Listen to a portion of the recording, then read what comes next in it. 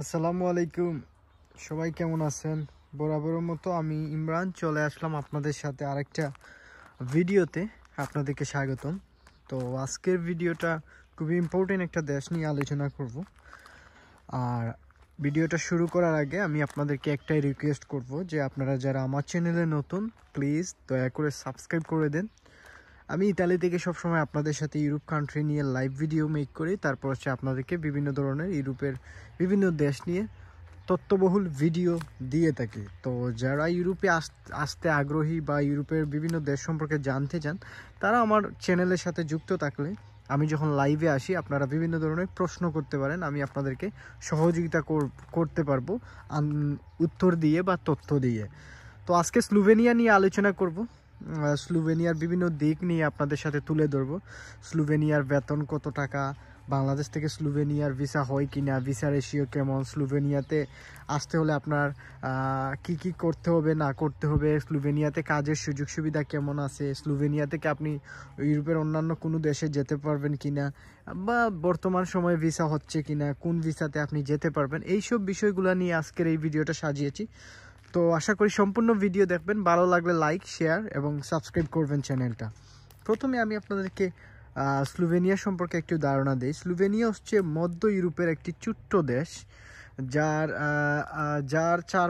যার চারপাশে রয়েছে আপনার ইতালি, তারপর হচ্ছে অস্ট্রিয়া, তারপর হচ্ছে হাঙ্গেরি এবং ক্রোয়েশিয়া। তো মধ্য ইউরোপের একটা ছোট্ট একটা দেশ, এত বড় না। এবং পার্শ্ববর্তী দেশগুলোর মধ্যে রয়েছে আপনার ইতালি, অস্ট্রিয়া, হাঙ্গেরি এবং ক্রোয়েশিয়া। আপনারা সবাই হয়তো জানেন, আপনি যদি বাই রুট করে ইতালিতে ঢুকতে চান তাহলে আপনাকে পার্শ্ববর্তী দেশ স্লোভেনিয়া দিয়েই আপনাকে ঢুকতে হবে। ইতালি এবং স্লোভেনিয়ার বর্ডার খুবই কাছাকাছি, বুঝতে পারছেন। এবং স্লোভেনিয়ার লুক কিন্তু খুবই সুন্দর এবং পাহাড়ে ঘেরা একটা দেশ, এবং এটা হচ্ছে ইউরোপীয় ইউনিয়নের একটা সদস্য, এবং তারা সেনজেন কান্ট্রি, সেনজেন অঞ্চলের অন্তর্ভুক্ত। তো আশা করি স্লোভেনিয়ার যে আপনাদের বেসিক যে ধারণা স্লোভেনিয়া সম্পর্কে সেটা আপনারা পাইছেন। যারা প্রশ্ন করছিলেন এই কান্ট্রিটা সেনজেন কিনা, তো স্লোভেনিয়া হচ্ছে সেনজেন, তারপর হচ্ছে ইউরোপীয় ইউনিয়নভুক্ত একটা দেশ। তারপর আমাকে অনেকে প্রশ্ন করছেন যে স্লোভেনিয়ার এমবেসি বাংলাদেশে আছে কিনা, এবং স্লোভেনিয়ার ভিসা পাইলে আমরা ইউরোপের অন্যান্য দেশে ভিসা ছাড়া ট্রাভেল করতে পারবো কিনা, যেমন ইতালি, ফ্রান্স, স্পেন, জার্মান, ওইগুলাতে। প্রথমে আপনাদেরকে বলি, স্লোভেনিয়ার এমবেসি বাংলাদেশে নাই। স্লোভেনিয়ার জন্য আপনাকে ইন্ডিয়া যাইতে হবে, ইন্ডিয়ার ভিসা লাগাইতে হবে, এবং ইন্ডিয়া যাওয়ার একটা জটিলতা আপনাকে ফেস করতে হবে।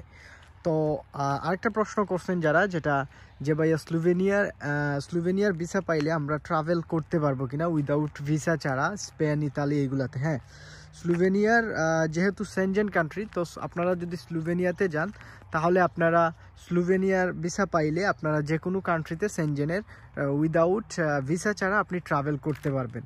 তো আশা করি এই জিনিসটা আপনারা বুঝতে পারছেন। তারপর আমাকে আরও যারা প্রশ্ন করছেন যে স্লোভেনিয়াতে কারেন্সিটা কি চলে, সেটা যদি ভাই আপনাদের বলতেন। যেহেতু এটা ইউরোপের দেশ, তবে প্রত্যেক ইউরোপের অনেক দেশেই কিন্তু আপনার ইউরো চলে না, মানে তাদের নিজস্ব একটা কারেন্সি থাকে। যেমন পোল্যান্ডের ক্ষেত্রে তাদের নিজস্ব কারেন্সি আছে, তারপর হচ্ছে ক্রোয়েশিয়ার ক্ষেত্রে তাদের নিজস্ব কারেন্সি আছে, তারপর কিন্তু স্লোভেনিয়াতে তাদের কিন্তু কারেন্সি হচ্ছে ইউরো, অর্থাৎ স্লোভেনিয়ার ইউরো চলে। তো যারা আমাকে স্লোভেনিয়ার টাকার বিষয়ে জানতে চাইছিলেন, তো স্লোভেনিয়ার 1 ইউরো অর্থাৎ 1 টাকা সমান বাংলাদেশে 132 বা 31 টাকা মার্কেট রেট এখন চলতেছে। তো আশা করি এই জিনিসটা আপনারা বুঝতে পারছেন।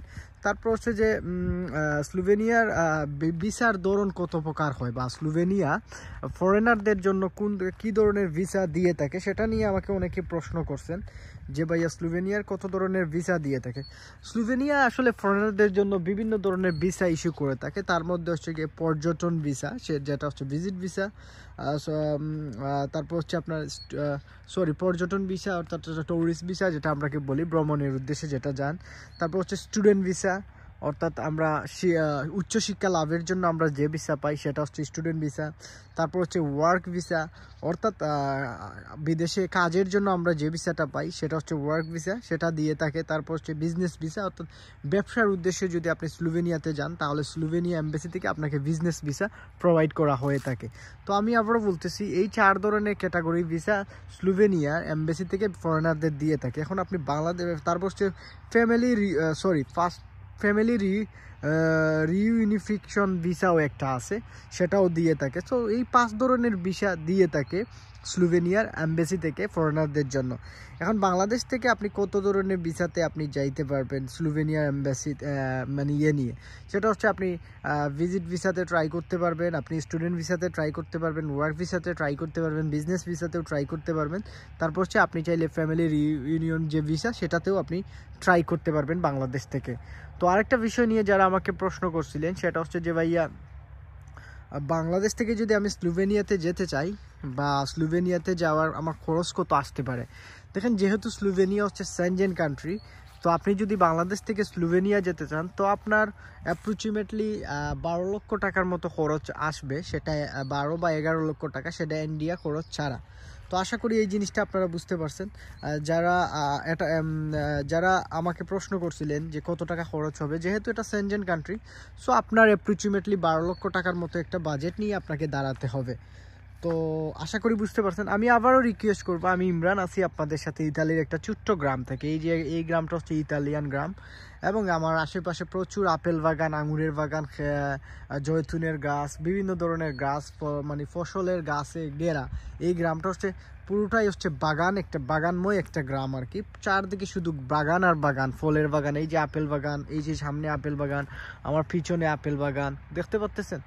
তো আশা করি এখন বুঝতে পারছেন। এখন আসেন যে মিনিমাম বেতন কত ভাই স্লোভেনিয়াতে, মিনিমাম বেতনের পরিমাণটা কত বা বেতন কত একজন বাংলাদেশি হিসেবে আমি ইনকাম করতে পারবো। দেখেন, স্লোভেনিয়াতে মিনিমাম বেতন প্রায় 1208 ইউরো প্রতি মাসে। আপনি যদি এটা গুগলও করেন সেটা পেয়ে যাবেন। তাদের মিনিমাম স্লোভেনিয়াতে বেতন হচ্ছে 1208 ইউরো প্রতি মাসে। একজন বাংলাদেশি হিসাবে আপনি 1000 থেকে শুরু করে আপনি 1200-1300 ইনকাম করতে পারবেন স্লোভেনিয়াতে। তো স্লোভেনিয়াতে কিন্তু ইনকাম অনেক বেশি আছে স্লোভেনিয়াতে। এখন আপনি যদি স্লোভেনিয়াতে যান, আপনি 1200 থেকে 1300, 1400, 1500 ইউরো ইনকাম করতে পারবেন। তবে সেটা আসলে ডিপেন্ড করতেছে আপনি কি কাজে যাবেন, কোন কাজে করবেন, সেটার উপরে নির্ভর করতেছে। তো স্লোভেনিয়াতে পারমিটের কই ধরনের হয়ে থাকে? স্লোভেনিয়াতে 2 ধরনের পারমিট ইস্যু করা হয়ে থাকে, যেমন শর্ট টার্ম পারমিট যেটা 3 মাসের জন্য, আরেকটা হচ্ছে লং টার্ম পারমিট যেটা 1 মাস বা 1 মাসের অধিক সময়ের জন্য। তো আশা করি এই জিনিসটা বুঝতে পারছেন। এখন আসেন যে ভাইয়া স্লোভেনিয়াতে যদি আমি ফাইল জমা করি, আমার পারমিট আসতে কতদিন সময় লাগতে পারে? স্লোভেনিয়াতে যদি আপনি ফাইল জমা করেন তাহলে আপনার পারমিট আসতে 2 থেকে 3 মাস সময় লাগবে। তো আশা করি এই জিনিসটা আপনারা বুঝতে পারছেন।